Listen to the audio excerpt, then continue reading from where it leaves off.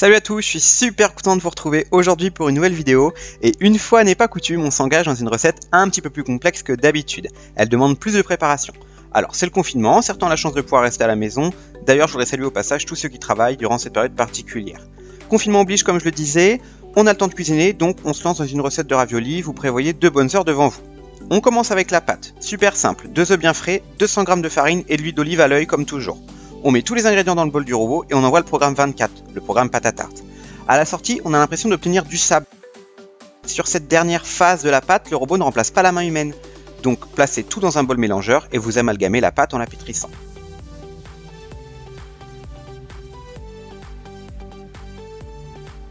C'est pas une pâte qui est très collante, vous allez pouvoir la travailler facilement. Dès que vous allez mettre les mains à l'intérieur, elle va s'amalgamer, vous verrez. On peut ajouter un peu d'huile d'olive au besoin si vous voulez, ça va vous aider à amalgamer tous les éléments de la pâte. Vous allez vite vous rendre compte qu'elle a beaucoup de force, donc n'hésitez pas à la travailler assez fermement.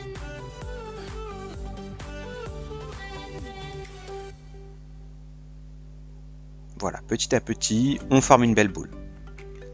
Une fois que c'est fait, on va la filmer et on va la placer au réfrigérateur le temps de préparer tout le reste.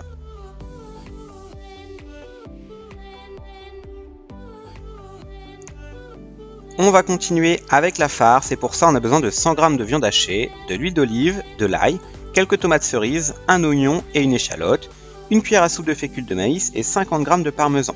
Vous le verrez, moi j'utilise de la levure diététique de bière qui au goût s'en approche beaucoup et qui est plein de bonnes propriétés, notamment riche en vitamines B1, B2, B3, B5, B6 et B9, du magnésium, du calcium, du potassium, du phosphore, du zinc et en plus des protéines et des fibres. Donc vous voyez, la liste est longue, pour moi c'est vraiment devenu un élément essentiel de la cuisine. Comme d'habitude, on commence par hacher l'oignon et l'ail, s'il est frais, et l'échalote. On ajoute l'huile d'olive et on fait suer le tout 4 minutes. Programme 31, mélange lent à 95 degrés. On me demande souvent comment faire le mélange lent au CompaCook Elite. Alors, c'est très simple, vous restez devant le robot et vous marquez des pauses de temps en temps pour permettre aux oignons et aux échalotes de pouvoir rissoler sans être mélangés. Une fois rissolé, on peut ajouter les tomates cerises coupées en deux et la viande hachée.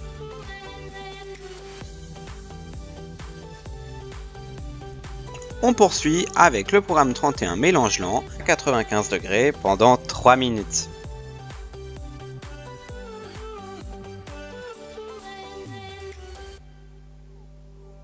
Une fois fini, vous pouvez ajouter tout le reste des ingrédients. La fécule de maïs ici va jouer un rôle de liant essentiel à la tenue de la farce. Si vous n'en avez pas, vous pouvez remplacer par de la farine. Et si jamais vous avez une tranche de pain de mie qui traîne par là, vous pouvez l'émietter à l'intérieur. Vous poursuivez le programme 31 à 95 degrés pendant 5 minutes.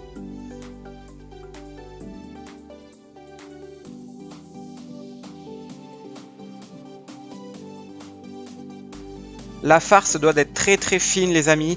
Donc on va pour ça lancer 2 fois un cycle de hachage. Vous faites bien attention et vous fermez le bouchon pour pas que ça vous éclabousse. Les amis, on y va pour la sauce. Donc pour ça on a besoin de 400 ml de purée de tomates. Beaucoup d'ail, vous l'aviez deviné, j'adore ça. Toujours un peu d'huile d'olive, une échalote et de l'assaisonnement comme d'habitude. C'est toujours pas la saison des tomates, donc un peu de sucre, un cube de bouillon émétier, des herbes de Provence, du thym et vraiment un tout petit peu de sel car le bouillon est déjà bien salé. Première étape, vous pouvez hacher l'échalote et racler les parois du bol.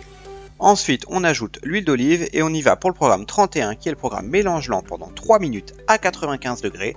On cherche juste à ce que les échalotes soient blondies.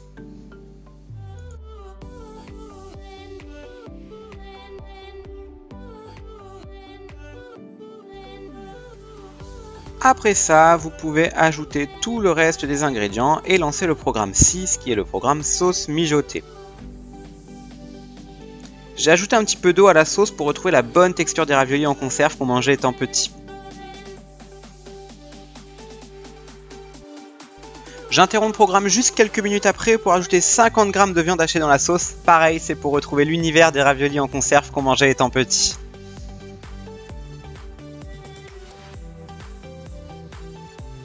Pendant que la sauce mijote, on va s'occuper d'étaler cette fameuse pâte. Soyez forts, soyez préparés, c'est une horreur. J'ai mis un point d'honneur à la baisser au rouleau puisque tout le monde n'a pas de laminoir à pâte à la maison. Alors si vous en avez un, vous n'hésitez pas à l'utiliser, et pour les autres, quelques conseils. Plus vos morceaux de pâte à étaler sont fins, plus ce sera facile, donc n'hésitez pas à la couper en 2, voire en 4. Il faut qu'elle devienne presque transparente.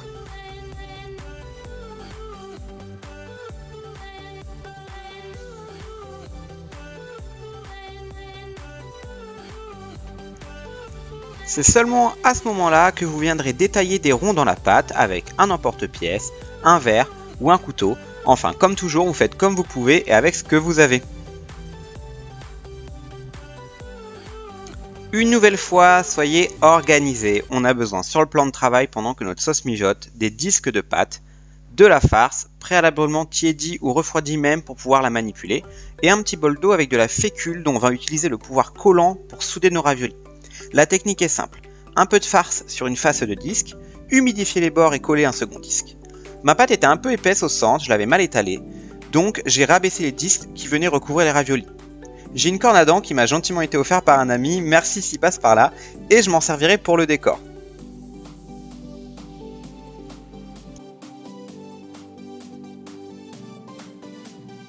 Et on répète bien évidemment l'opération pour tous les disques que l'on a.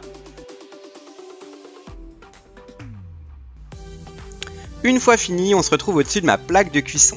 Donc dans un grand volume d'eau bouillante, avec un cube de bouillon à l'intérieur, on plonge les raviolis pendant 10 minutes. Sachez que la cuisson dépend de l'épaisseur de votre pâte, donc vous faites un petit peu à l'œil. Une fois qu'ils sont bien cuits, vous pouvez les déposer dans la sauce mijotée, et je vous assure que l'odeur qui s'en dégage est à s'y méprendre avec le roi des raviolis en conserve. Donc voilà les amis, si l'envie vous prend, n'hésitez pas à réaliser ces raviolis à la maison. Moi je vous laisse avec les images de la dégustation, c'est juste dingue. Merci à vous de me rejoindre chaque jour et d'être de plus en plus nombreux. Merci vraiment, et on se revoit bientôt sur YouTube, et sinon plus régulièrement sur Instagram, c'est le @cuisineaurobo.